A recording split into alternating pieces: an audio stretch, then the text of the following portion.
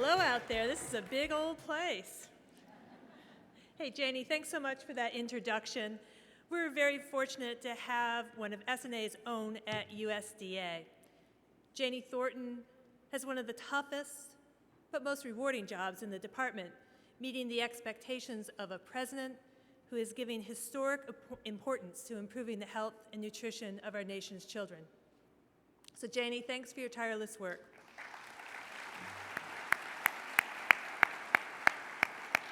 And I also want to recognize the advocacy of President Nancy Rice and the SNA.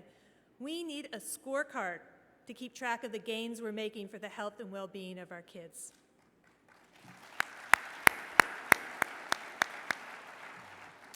So this is about partnership every step of the way. You were there with us last year pushing for passage of the Healthy, Hunger-Free Kids Act. You think I say it a million times? I get it straight by now? What'd you do? You sent more than 11,000 emails and action alerts to members of Congress. You arranged for hundreds of school nutrition professionals to speak personally and directly with members of Congress. And co-chairing the Child Nutrition Forum, which represented millions of Americans calling for swift passage of strong legislation. You were frontline advocates in this effort, just as every individual working in a school cafeteria is on the front line of providing healthier meals and nutrition education. In the past 2 years, with leadership from the White House, and especially First Lady Michelle Obama, I'm her biggest fan, USDA has been involved in a host of efforts to help make our schools and school lunches healthier. Now, the Healthy, Hunger-Free Kids Act is a major step toward fighting childhood obesity and meeting the President's goal of eliminating childhood hunger. It builds on the care you've invested in the past decade in providing healthy, nutritious student meals. This legislation authorizes USDA's child nutrition programs, including the Summer Food Service Program and the National School Lunch Program, which serves nearly 32 million children each day. It gives USDA, for the first time in over 30 years, the chance to make real reforms to the school lunch and breakfast programs by improving the critical nutrition and hunger safety net for millions of children. The proposed meal requirements represent the first major improvement in federal standards for the nutritional quality of school meals in 15 years.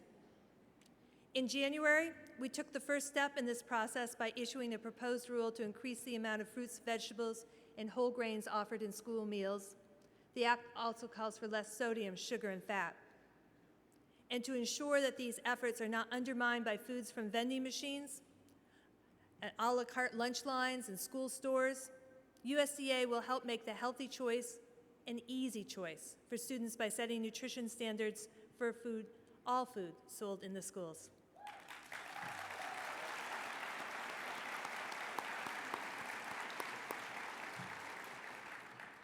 I see that First Lady with the hula hoop. I'm telling you, I can't really do that anymore. Good for her. As Janie said, we appreciate your work to implement the new meal pattern and nutrition standards. We recognize all that you're doing to stretch limited budgets to offer more healthier choices. The Healthy, Hunger-Free Kids Act is also the legislative centerpiece of First Lady Michelle Obama's Let's Move initiative. Let's Move aims to end childhood obesity within a generation. It highlights schools' unique role to provide healthier food and help kids develop healthy lifestyles.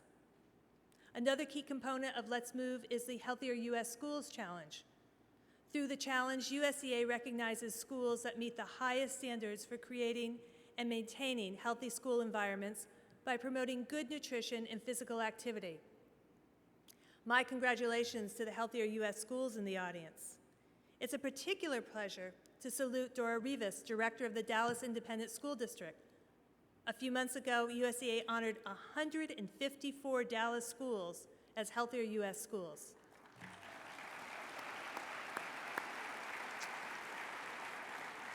This is the largest number of awards ever presented to a single school district, and the state of Texas leads the nation in the highest number of awards. Well done, Dora, and well done to all the schools that meet that challenge.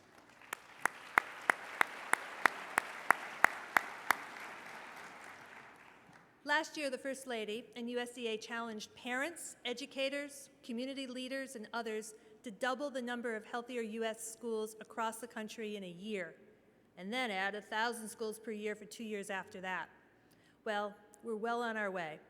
It's encouraging to see what so many schools are doing to increase nutritious school meals and doing it on a tight budget. And now I'm going to build on these gains, and I'm pleased to make 2 announcements that will do even more to move healthy foods into our schools. First, USDA has completed its first Farm to School report. It's available today, and I encourage you to review it on USDA's Farm to School website. The idea behind Farm to School is supplying fresh, local, and regional farm products to school meal programs. Interest is soaring among school districts, communities, and producers because this is good for our kids and good for farms and local economies. Farm to School strengthens the link between local farmers and school cafeterias. For students, this means more fresh, healthy food. And for farmers, it means a boost in regular institutional buyers. This is a win all around. Farm to School connects school food services directly with farms, but it also connects kids with the importance of agriculture. In that sense, it reminds me of conservationist Aldo Leopold, who cautioned about the spiritual danger in not being connected to a farm, believing that breakfast comes from the grocery. USDA's Farm to School activities complement a variety of educational efforts about nutrition and agriculture, school gardens, farm tours, and the National Ag in the Classroom program. These efforts help children understand where their food comes from and the role of healthy eating in sports, exercise, and their growth and their well-being. To help school administrators transition to buying more locally grown foods, USDA formed a Farm to School team in 2009. The team visited 15 school districts across the country. Representatives from some of those districts are with us today, and I want to thank you very much for contributing your time and expertise. Your participation helped us observe a broad range of activities, summarize significant lessons, and identify needs that are common among the districts.